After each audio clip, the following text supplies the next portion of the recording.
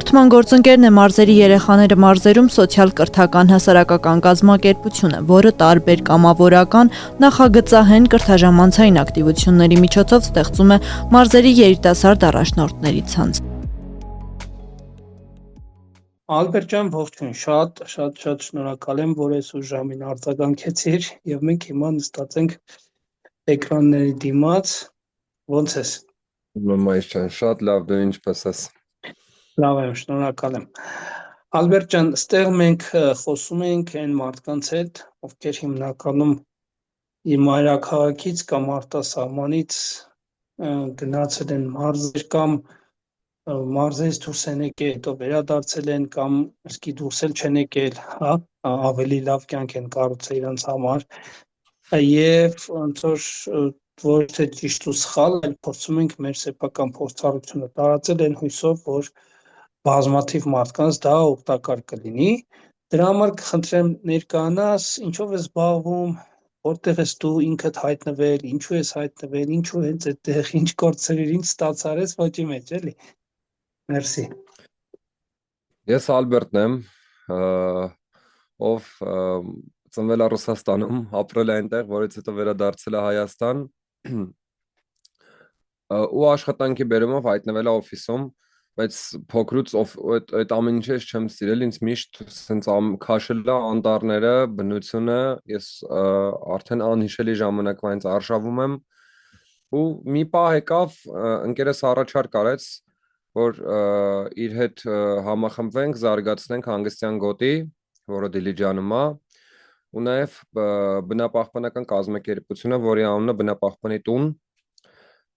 դրա շրջանակներում մենք պայքարում ենք ապօրինի ծառահատումների դեմ։ Այս պայն քանի որ քանակով քիչ ենք միայն Դիլիջանի ազգային պարկում, բայց հետագայում ուզում ենք ընդլայնվել այլ մարզերի վրա։ Առաջարկը, որ ասեմ, միանգամից ընդունեցի, կլինի խաբել, շատ միանգամից ընդունեցի ու միանգամից տեղափոխվեցի առանց մտածելու, որովհետև հոգնել էի այդ Երուսաղեմից, առաջինը շոկից փախա եկա ու հասկացա, որ վերջապես գտա այն ակվարիումը, որի մեջ կարելի է ապրել։ Այստեղ արդեն սկսեցի մոտո քշել ու ավելի զարգացնել դա, որովհետև մեր հանգստյան գոտիում նաև մոտոտուրեր են կանում,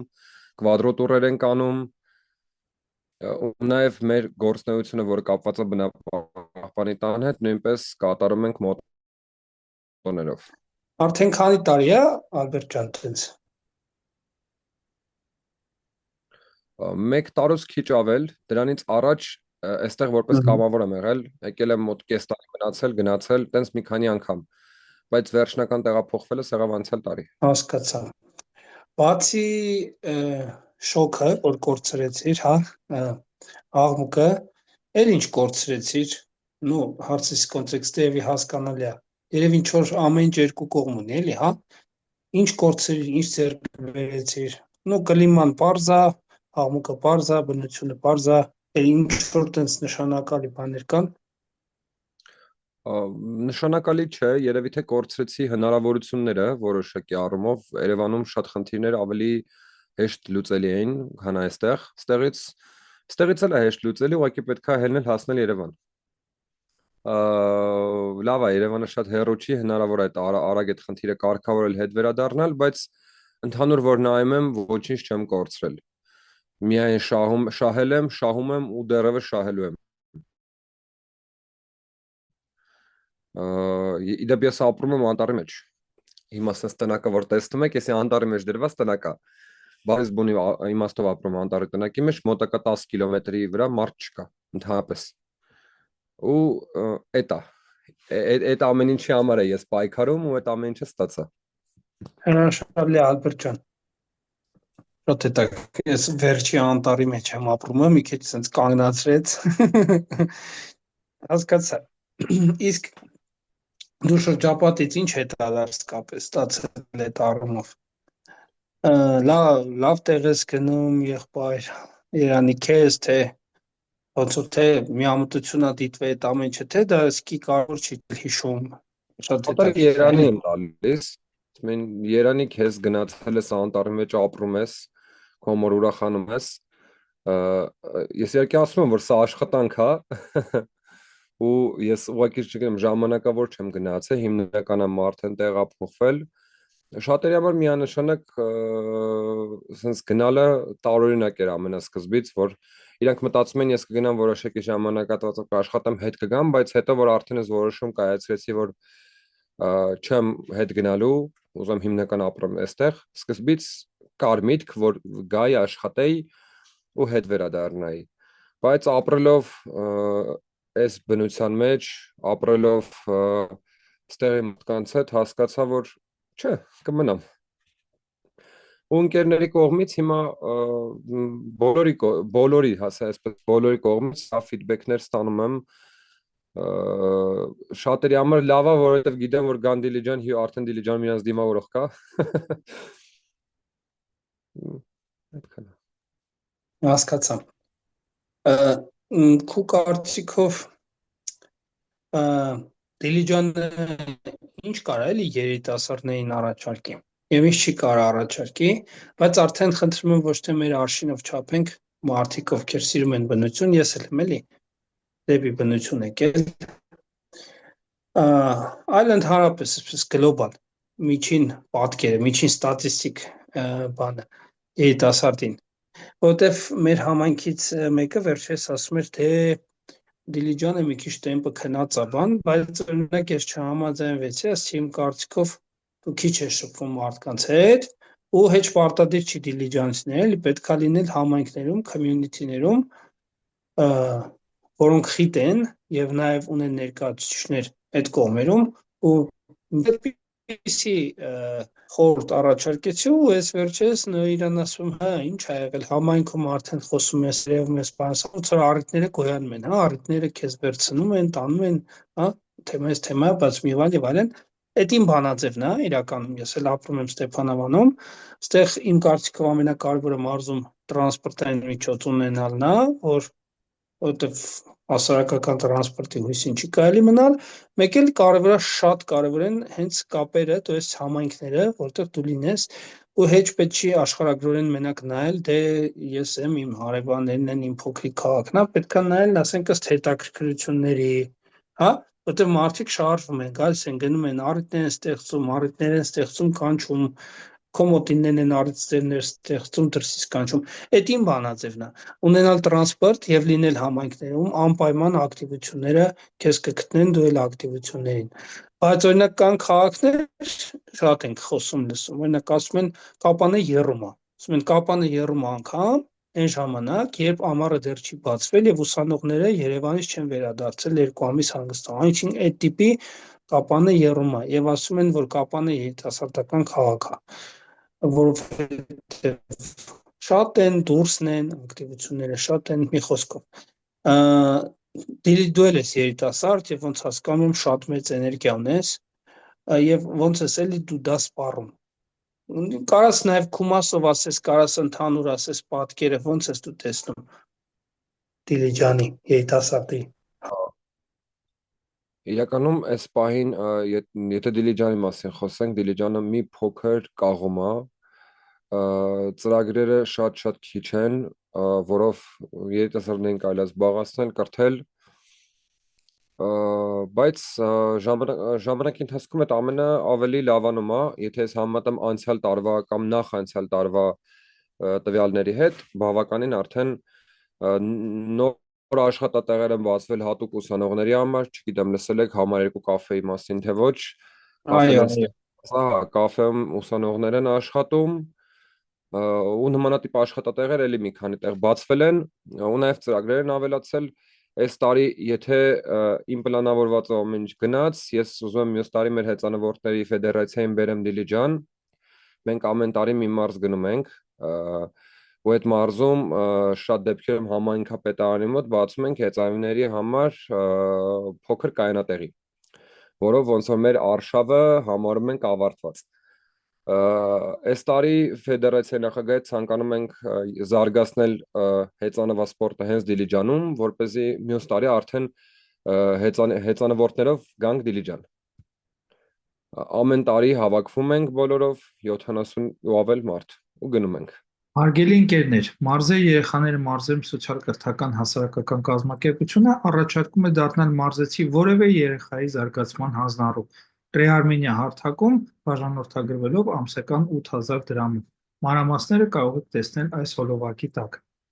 Դրա դիմաց մեր կազմակերպությունը տվյալ երեխայի մասին 2 ամիսը մեկ մանրակրկիտ հաշվետվություններ կուղարկի, որպեսզի դուք տեսնեք նրա աճը ամենատարբեր ուղղություններով, ինչպես նաև կկազմակերպի ձեր դեմ հանդիպում։ Շնորհակալություն։ Վերջերս գնացինք Էջմիածին, 3 չէ առաջին օրը։ Դա իմ մասով նշեմ, ընդհանուր բավականին զարգացում ապրում է, բայց քանի որ քաղաքը փոքր է, բնակչությունը քիչ է, համալսարան չկա, իսկ ամենամոտ համալսարանը Իջևանում է, ուսանողները շատ քիչ են, քանի որ բոլորը կամ Իջևան են գնում սովորելու կամ տեղափոխվում են Երևան։ Այդ առումով երիտասարդությունը բավականին քիչ է Դիլիջանում։ Իջևան ասիր, հետաքրքիր է, Իջևանի պուլսը բռնել ես, դու քո համար հասկացել ես Իջևանը ինչ հվաշնչում, ինչ արտաշնչում, ինչպիսի տարբերություններ կան։ Ու համասարանը նշեցիր, երիտասարդությունը երևի դե շատ է։ Ես 3 գնացի Իջևան կյանքումս երկրորդ անգամ։ Ես Իջևանում մինչդեռ մի անգամ է եղել երեկոյան մոտ 1 ժամով, ես 3 գնացի ու զարմացա, ոնց որ լրիվ սենց մարդիկ շատ էին, մարդիկ քայլում էին, շատ մեքենաներ կային, ես եմ որ զարմացա, կյանքը եռում է։ Ու ես եկել եմ մի տեղից, որտեղ երեկոյան ժամը 10-ից հետո դատարկություն է։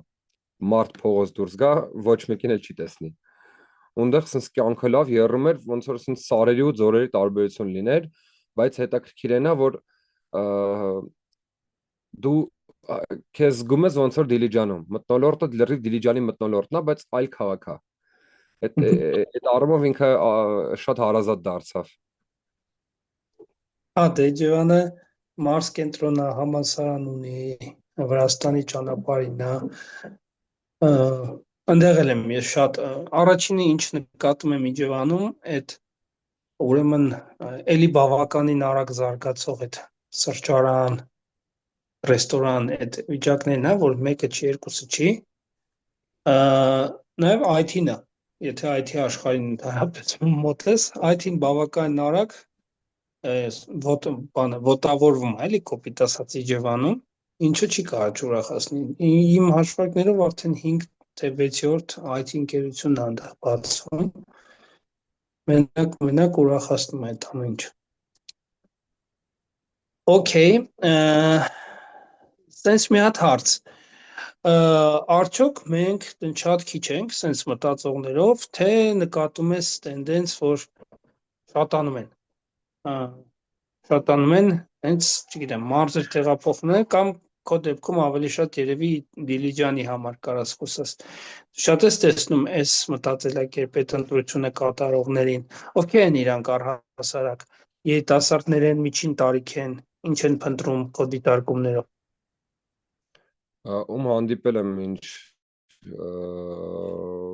մինչես համարը թե բոլոր եղել են կամ ինձ հասակակից կամ ինչ-որ մի քանի տարվա տարբերությամբ հետաքրքիր է նա, որ տարբեր մարդիկ, տարբեր մասնագիտություններ, տարբեր աշխարհայացքներ, բայց կա այն միավորող մի ասպեկտը, որը այնքան մեծ է, որ դու այդ մարդուն տեսնում ես միանգամից այդ մարդը դառնում է քեզ հարազատ մարդ։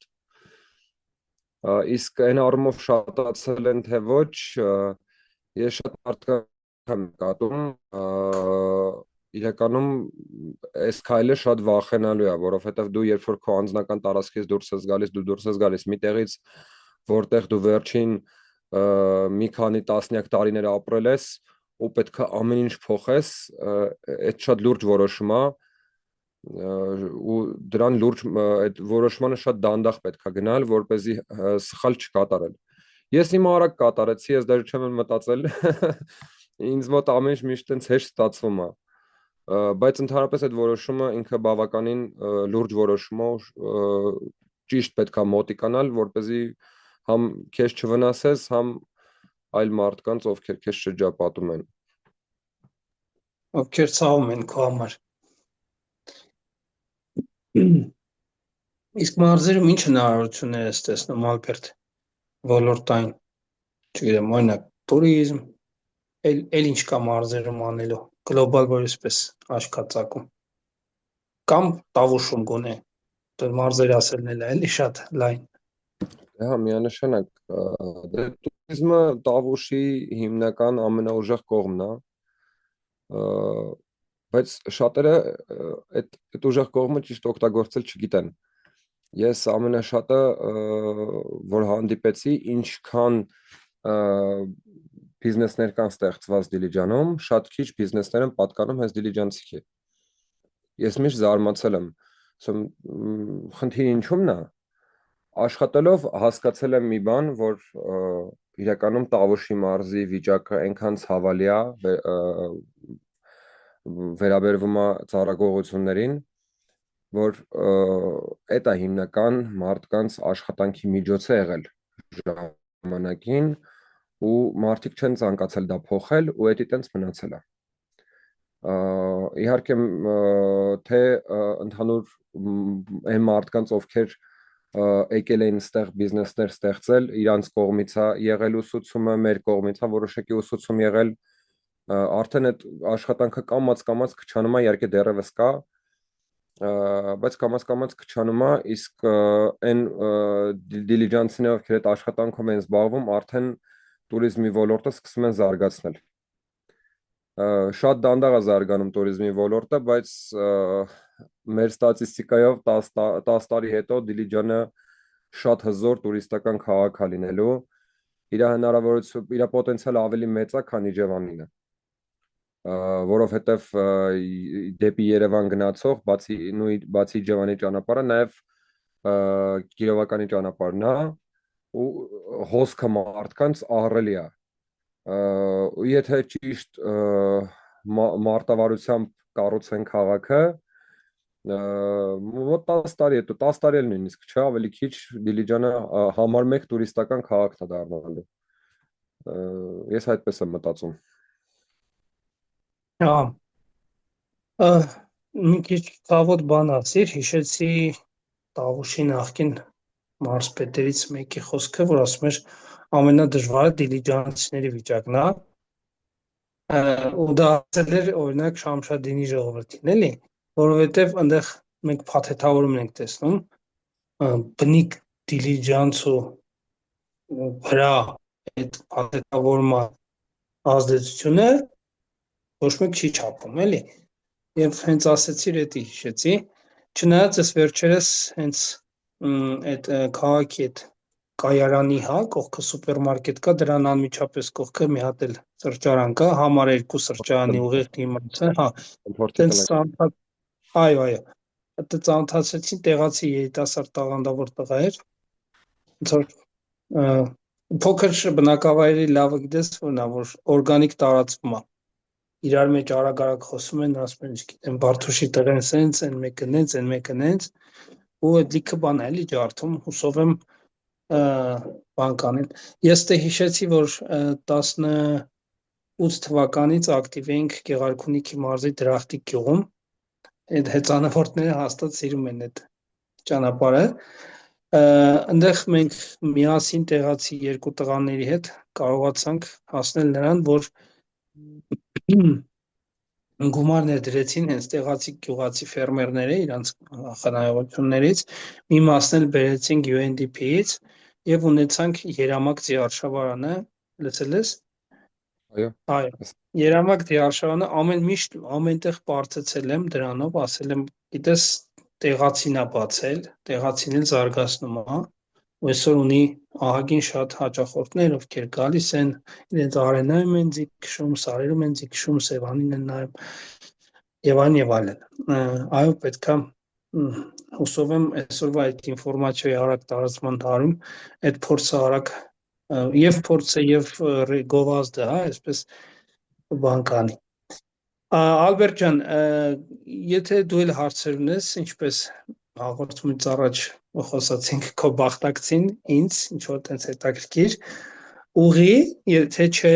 ես մեր ավանդական վերջի հարցը քեզ կտամ։ Իհարկե, մայիս ջան, ինձ հետաքրքիր ինչով ես զբաղվում դու Ստեփանավանում եւ ինչու են Ստեփանավանը։ Այո։ Ես Երևանից փախել եմ մի քանի ամիս հոգեպես բուժվելու համար 21 թվականի սկզբին, որտեղ այդ 20 թվականի պարտության հետքերը հանգիստ չէին թողում եւ հանգիստ չէին թողումից նաեւ այն մարդիկ, ովքեր չէին պատկերացնում, որ ես վերքեր ունեմ, ասում են դե արագ դզվի, ուրիշ առաջնային, բայց դա տես չի էլի բզբզալով ավելի ավատանում։ Ես ուղակի տենց Վանաձորում մի հատ տուն վարձեցի, անտառի տակ։ Վարձեցի 3 ամսով, հետո 6 ամսով, հետո 12 եւ վերջը 18 ամիս ապրեցի եւ որտեվ անդադ չի ուզում վերադառնալ։ Հանգիստ էր էլի, խաղաղություն էի գտնում այնտեղ։ Այդտենց վերջը ասի ում ես խափում, ինչ ես խափում։ Դու չես ուզում վերադառնաս Երևան, քանի խնայողություններ ունես, տուն առ, տենց Իջևանում եմ նայել անկեղծ, Մարգարովիտում եմ նայել, Վանաձորում եմ նայել, Վարդապետում եմ նայել, վերջը վճռորոշ եղավ տունը, հա, իմ ուզած տունը Ստեփանավան գտա, դե ես on-line եմ աշխատում, մեծ առումով ինձ մեկ էր, բայց հետո փոքր առումով հասկացար կինս էս կողմերից է, Յաղդան գյուղից է, եւ մոտիկությունը ինչ որ բարեկամների շատ կարևոր է, այդ ովքեր ուզում են մարդ տեղափոխվեն եւ մտածում են բարեկամներից հեռու, ես պլյուս մինուսները գումարելով եկա նրան, որ չէ, որտեղ երեխա ենք ունենում, երեխեքի հարցով ահագին օգնելու հարցեր կա, հազար մի հատ հարց կա, բարեկամը լավ բան է, եւ վերջը Ստեփանավան առա, ինչով եմ զբաղվում, on-line business, եղբայր, մենք տրեյնինգներ ենք անում on-line տվյալների վերլուծության մենեջմենթի, եւ ստեղից մեծ առումով կառավարում եմ, հազվադեպ նույնիսկ դասավանդում եմ, բայց համակարգում եմ այդ ամենը։ Թիմ ունենք, ովքեր բոլոր գործերն անում են, դասավանդում են, եթե պետք է Երևանյան ֆիրմաներում, մոտենում են իրանց, հա, եւ այսպես շարունակ։ Ինձ էլ է հաջողվել այդ բալանսի բերել եկամտի հարցը։ Այդեպ ես համարում եմ, որ on-line աշխատանքը շատ մեծ game changer է, հա, խաղի կանոնները փոխող հանգամանք է, որովհետև նայում եմ էլի մարդկանց մեծ մասը, ովքեր մարզեր են տեղափոխում, ցավոք սրտի թե բարեբախտաբար մեծամասամբ on-line աշխատանքով իրենց եկամուտը իրենց նոթբուքի հետ ծալում են, գալիս են, ես էլ եմ այդ դասին պատկանում, նաև հասարակական գործունեությամբ եմ զբաղվում, մարզերի երեխաները մարզերում հասարակական կազմակերպության նախագահն եմ, բայց այստեղ գտել ենք մեր խաղաղությունը, մեր ներդաշնակությունը, Ստեփանավանի ռիթմի հետ չենք ապրում, որովհետև մենք ապրում ենք տարբեր համայնքների հետ, հա, հիբրիդային համայնքների հետ, հիբրիդ ասելով հասկանում ենք on-line, off-line ակտիվություններով եւ հեչ պարտադիր չի իրանք միտեղ ապրեն, հա, որտեղ օգտագործում ենք շարժերը, մեր շարժերը գնալը գալը եւ անպայման չի բոլորով հավաքվել, կարելի է հավաքվել ինչ որ խմբերով ապակենտրոնացված նախաձեռնությունով այդ ամեն ինչը մեր մոտ շատ ակտիվ է եւ գալիս են եւ գնում ենք եւ ամեն ինչ ոչ մի ձև չենք բողոքում ակտիվությունից, հակառակը ինչ որ տեղել հոգնում ենք արդեն ակտիվությունից։ Սա ասում եմ որպես փորձի փոխանակում նաեւ լսողներին, որ մարզերում հատկապես պետքա լինել համայնքների հետ, հիբրիդ համայնքների հետ, հա, եւ իհարկե ինտեգրվել տեղական համայնքին, չգիտեմ, հարևանությանը տեղի լավ մարդկանց, երիտասարդությանը, որոշում կայացնողներին, ազդեցիկ մարդկանց, որպես կարևոր փորձ ասեմ, որ ես չեմ համարում, որ մենակ Ստեփանավան եմ տեղափոխվել, դեռ Ստեփանավանը Վանաձորի արբանյակն է, իսկ Վանաձորը ինքը մեծ քաղաք է, լավ քաղաք է, կանաչ քաղաք է, բավական աշխույժ ենթակառուցվածքներով եւ ես համարում եմ, որ ինչը որ այստեղ չկա, կա Վանաձորում, իսկ մեքենայի առկայության դեպքում 25 րոպեն ոչ մի բան է։ Առանց լուսացույցի, առանց տորմուզ գազի, տենց մեծ առումով բնության մեջ մաքուր աշկերիդ